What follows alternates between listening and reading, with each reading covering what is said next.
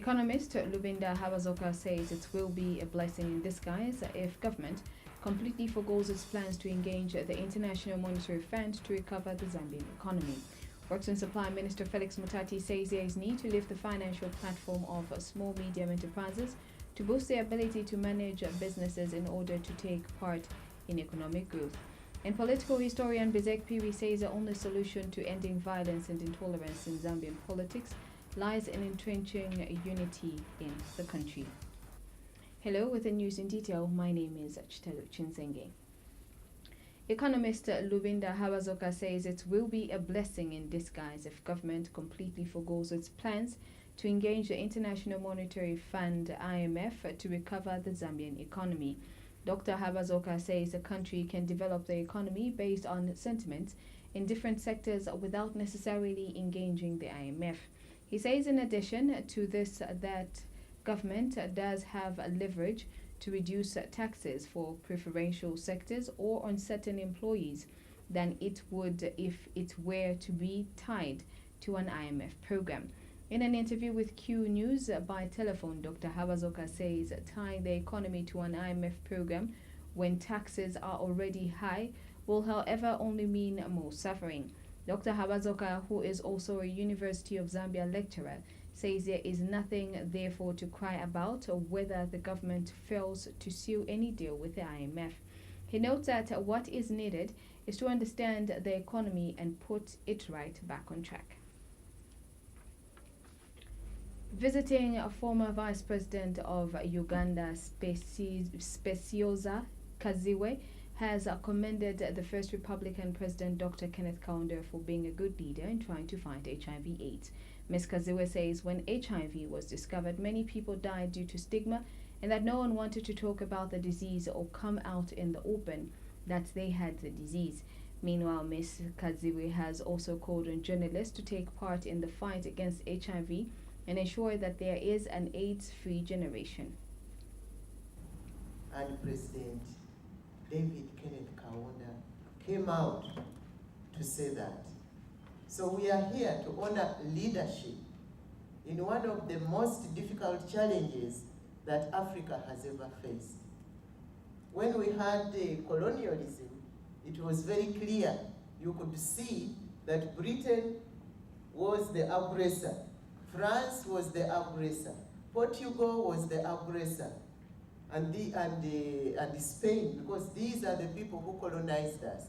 So when the young men of Africa came out to fight, everything was visible, but this was an invisible enemy, an invisible challenge, which needed people to come out from within to say, we have to fight something people don't see, and it was only manifested when people were dying.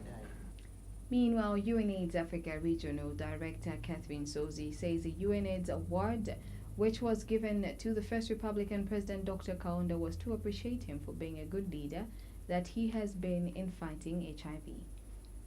When you see the ranking of the selection of people who volunteered because they're here, because they feel from the heart, that their leadership skills would be useful to galvanizing our political leadership, our civil society leadership, our young people, our old people, to try and make sure that we have solutions, to make sure that AIDS is over in a time that makes sense for everybody. So AIDS is not over yet, but it can be. And I think coming to Zambia is particularly important. I'm not biased because I love Zambia and I've been here before, but really I think what they have been able to see, the interaction with the government leadership, the interaction with civil society, and the diversity of civil society that when I was here 10 years ago was not present, is really quite remarkable. And National AIDS Council Director General Fortune Chiramba says the award given to Dr. Kaunda should be a wake-up call for other Zambians to stand and fight HIV/AIDS. I'm very excited that during this visit, we are beginning to deconstruct some negative nomenclature around HIV and AIDS. blame game should be over. It's not only the woman, it's vertical transmission. When I was a young social scientist, people used to call vulnerable children street children. And I stood up and I said, can anyone raise their hand and tell me if they have seen a pregnant street and a street that has gone to labor after 9 months? These are not street children. These are vulnerable children. And we need to start deconstructing some of these negative nomenclature. Political historian Bizek Piri says the only solution to ending violence and intolerance in Zambian politics lies in entrenching unity in the country. Professor Piri says history confirms it, that one Zambia, one nation philosophy in the first republic after independence played a big role in unifying people of all ethnic backgrounds. He believes that putting politics aside, even 50 years after independence, Zambians are still united, as evidenced by how they have continued to intermarry among various tribes and ethnic groups. Professor Piri notes that what divides Zambians, however, are messages from political leaders, especially during election campaigns. He suggests that in order to sustain unity during election periods, political leaders should not target their campaign messages on particular ethnic groups, but on promoting one Zambia. Professor Piri states that this is whether the elections are being held at ward, constituency, or district level. He has also advised the Zambia police to be professional, non-partisan, and apply the law equally to all political parties during elections. Professor Piri was speaking to Q News in an interview. That way you reduce on the number of crime committed during election. But if certain groups of people are protected, are shielded, then in fact what happens is that you are actually arming the other people who not have that protection to take to violence to protect themselves, because they know that the police are not going to protect us, so we have to protect ourselves. So those are the kind of things that we do. Also, one of the things that I've observed over the years, which creates violence, is this importation of people cadres from one area where they are not part of that one. Because when they are attacking people, for them, nobody knows me, so I can do anything. So I think that is something that I think that this would be understood. Yes, indeed, when political leaders are moving around the country, particularly, for example, presidential elections, they'll go with their supporters, but these supporters must be disciplined. Works and Supply Minister Felix Mutati says there is need to lift the financial platform of small medium enterprises, SMEs, to boost their ability to manage businesses in order to take part in economic growth. And the Works and Supply Minister has noted the importance for the nation to work as one in addressing the erosion in service delivery, where civil servants are abusing government transport. Mr. Mtati says transport is a key component of the delivery of the delivery mechanism of Vision 2030 for government across the country, hence the need to safeguard it. Mr. Mtati states that transport has become one of the significant costs of government, disclosing that the last review by Ministry of Finance shows that about 2.1 billion kwacha is consumed in repairs and related expenses on vehicles annually. He notes that accountability and discipline are crucial in achieving Vision 2030, hence the need to ensure that public resources are protected against abuse. The minister has since stated that government will now place officers from the Ministry of Works and Supply at toll gates and roadblocks in an effort to curb misuse of resources. He says economic development could only be achieved when expenditures where transport and transactions are clearly stated. And in a related development, rehabilitation works on the 17-kilometer Mongu-Limulunga road in Western Province are scheduled to commence next week, following the release of funds by government. Works and Supply Minister Felix Mutati says the roadworks have delayed, but that with the money paid at the contractor is expected to start mobilizing equipment on the site next week. The minister said this when he paid a courtesy call on the Ngambela at the Litunga's Palace in Limulunga district. Mr. Mtati said the payments for the extension of township roads in Limulunga district had been done. Minister of Gender Victoria Kalima says government has intentions of introducing a quota system of governance that will see 30% of seats in parliament being reserved strictly for female candidates. Speaking on the sidelines of the third Specialized Technical Committee meeting on gender and women empowerment in Addis Ababa, Ethiopia, Ms. Kalima said the system was meant to encourage more women to participate in politics. She says it is unfortunate that women parliamentarians in Zambia only account for 18.7%, while the male folk-dominated parliament with 18.3%. The minister says government is in the process of concerning all relevant stakeholders that include political parties, civil society organizations, and the church before it can be tabled in parliament. She says time has come for women to fully participate in the country's political and economic development. Ms. Kalima states that President Lungu has already shown political will in driving the women agenda in the country through the appointment of Zambia's first female president, Inonge Wina. The minister urged women in decision-making positions in the country to work extremely hard and support fellow women so that we can minimize speculation that women do not support fellow women. And Zambia's ambassador to Ethiopia and permanent representative to the AU, Susan Scaneta, say the African Union has recognized the importance and gender parity has been targeted for 2025, by which all member states and international organizations must attain the 50-50 proportion in national, regional, and continental appointments. This is contained in a statement issued to QFM News by Zambia Embassy, Addis Ababa, Ethiopia, First Secretary Press and Tourism, Inotu Mwanza. The opposition NDC says it will support the opposition UPND in Chilanga parliamentary by-election slated for the 5th of June 2018. NDC Secretary General Mwenyam Senge has since urged all party members in Lusaka to go flat out and campaign for the UPND candidate Shemaine Musonda. Mr. Msenge has, however, clarified that the party has not gotten into an alliance with the UPND. He adds that since NDC is not jostling for the Chilanga seat, the only credible party to support in the race is a UPND. Mr. Msenge has further disclosed that senior NDC members will soon join the UPND campaign team as they race to Monday Hill. Mr. Msenge is confident that the UPND candidate for Chilanga will emerge victorious come polling day. This is contained in a statement issued to QTV News by NDC National Chairperson, Media and member of the Central Committee, Mishek Moyo. The Movement for National Transformation (MNT) says a measure exhibited by President Edgar Lungu and his administration to fight corruption will definitely not help the nation's growth. MNT leader Daniel Shimunza says those in authority have exhibited tolerance, saying this will not help in dealing with the vice.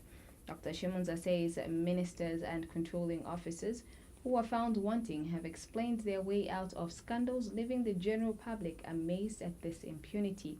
He adds that those who are corrupt are comfortable, and Mr. Shimunza points out that the recent scandal at the Ministry of Health involving over $1 million worth of drugs expired and stolen is just the tip of the iceberg. As Movement for National Transformation, we have a zero tolerance towards corruption. And when we form government in 2021 and beyond, we want to curb corruption by putting legal frameworks that will enforce the dealing of this vice of corruption and stamp it out, so that collusion between private sector and private sector entities must not exist. And so we want to urge the PF-led government that they have not shown political will to fight corruption. From the president himself, the ministers of government, we are shielding corruption, and what you tolerate you cannot change. And that is why, to defend ministers who are corrupt, whether they stay in government and they should pay back the money, or the developments at Ministry of Health, this is not the way to go. And we urge government to begin to deal with corruption from top to down. No one must be a sacrificial lamb. Anyone who is corrupt, whether it's petty or grand corruption, as also indicated in misapplication and appropriation of funds by the Auditor General's reports, we must curb this vice once and for all. The Southern Center for Constructive Resolution of Disputes, SACORD, has welcomed the directive by President Edgar Lungu to the Minister of Justice, Given Nwinda, to move the Constitution amendment process to September to allow for the dialogue process. Reacting to the directive by the president to have the amendment of the constitution halted so as not to undermine the dialogue process, SACOD Executive Director Boniface Chembe says the directive is welcome as some stakeholders had raised concern over the timing of constitutional reforms. Mr. Chembe has observed that the directive by the president is an indication that there are efforts being made to take on board concerns from various stakeholders. He says the president's directive is an indication that there are efforts being made to take on board concerns arising from various stakeholders on the national dialogue process. Mr. Chembe has also expressed gratitude that the president is committing to the dialogue without any conditions. He says stakeholders with issues as regards to ZCID capacity should open up and identify their areas of concern so that they can be worked on to ensure that the process is accepted by all stakeholders. We have taken note of various assertions that have been made by different stakeholders that the Zambia Center for Interparty Dialogue may not possess the right qualities or capacity to spearhead any kind of dialogue process. From the SACOD point of view, we believe that any entity, any outfit, irrespective of who they may be, will always require some kind of capacity building to be able to undertake anything that they may want to do. And in this particular case, it is not different. If there are any specific issues that stakeholders believe requires a capacity for the Zambia Center for Interparty Dialogue, we are of the view that this capacity can be built just like you can build capacity in any human being that you would want to undertake certain issues. So capacity issues can be built, and that shouldn't be much of a concern. What we need to focus on as a country is really on how we address the various issues that we would want to see addressed. The Teaching Council of Zambia, TCZ, has reminded all teachers in the public and private sectors to register and subsequently be certified in order to execute their duties. Council spokesperson Goza Malonga says this is in accordance with the Teaching Profession Act No. 5 of 2013, Section 10, Cap 1. Ms. Malonga says it is important to note that registration and certification are crucial steps in professionalizing and sanitizing the teaching profession. Ms. Malonga states that this is for the benefit of learners, parents, societies, and the nation at large. She discloses to Q News that in order to achieve this, council inspectors have been on the ground since the beginning of April this year to monitor compliance. She says during this exercise, all teachers are expected to cooperate with inspectors by providing requested information. Ms. Malonga says for those already registered, the deadline to apply for the practicing certificate is the 31st of May 2018. The whole process is very important because it's going to enable the council to professionalize and sanitize the system. And of course, it's for the benefit of the learners, the parents, societies, and of course as a nation at large. Then as regards to achieving all this, I think the council has actually dispatched inspectors in the field who've been in the ground since April to make sure that teachers comply. And of course, when they get to these particular schools, we expect that the teachers will provide the necessary documentation. That is a receipt and the TCZ number, and of course the certificate, which can actually be photocopied. So this whole process is basically meant to sanitize the fraternity and to make sure that we have the qualified teachers in the system. And then of course the thorny issue, which is the deadline for paying for the practicing certificate, is still 31st May 2018. The whole process is very important because it's going to enable the council to professionalize. Luampa District Medical Director Armstrong Webu has encouraged women in the district to go for cancer screening every 6 months. Speaking during the Health Week Grand Finale held at Luampa School grounds, Dr. Mwepu said women should not wait until cancer reaches an advanced stage for them to seek medical attention. He has commended the cancer screening personnel from Kaoma District who are offering cancer screening services in Luampa for the past 1 week. Dr. Mwepu said non-communicable diseases such as cancer, cardiovascular diseases, diabetes, and respiratory diseases are the leading cause of death in the world. He says the Ministry of Health is now emphasizing more on prevention than curative approaches, which is costly. Dr. Mwepu has further encouraged Luampa residents to embrace the culture of good health habits such as exercising and having a balanced diet.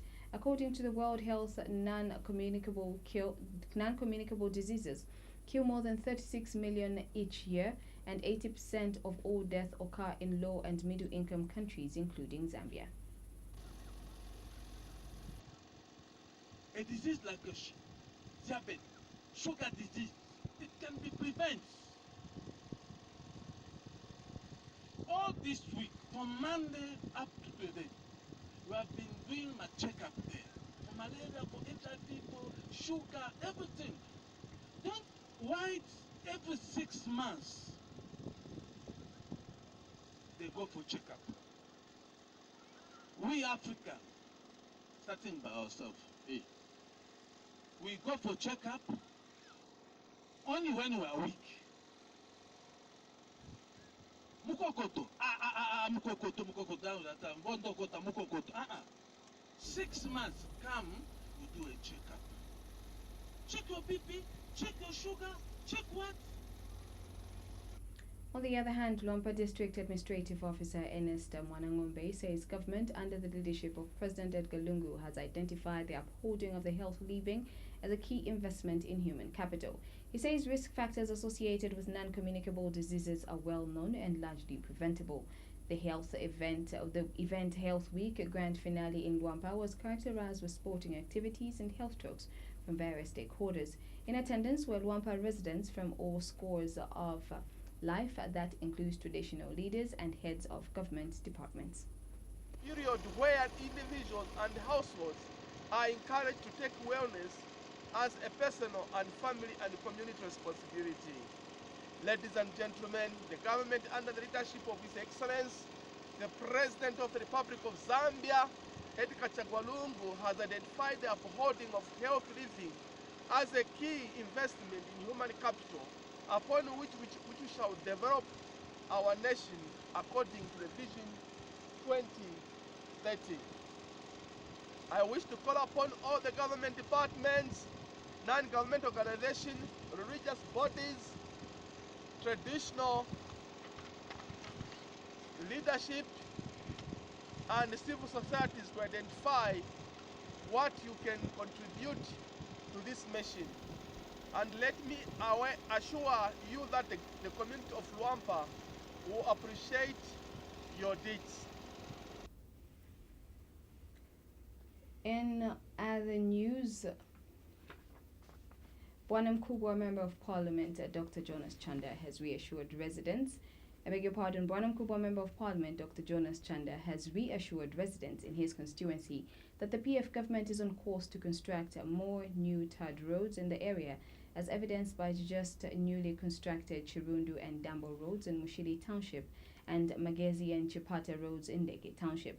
Dr. Chanda remarks that the newly constructed roads, unlike past road constructions, all come with modern drainage systems, and Dr. Chanda has disclosed Ndola City Council engineers just informed him that construction of the 4.32 kilometer Katondo Road in Bwana Mkubwa mine area, a 1.5 km road at Old Mushili Market, and a 1.5 km new Mushili Market Clinic access road will start between August and November 2018 under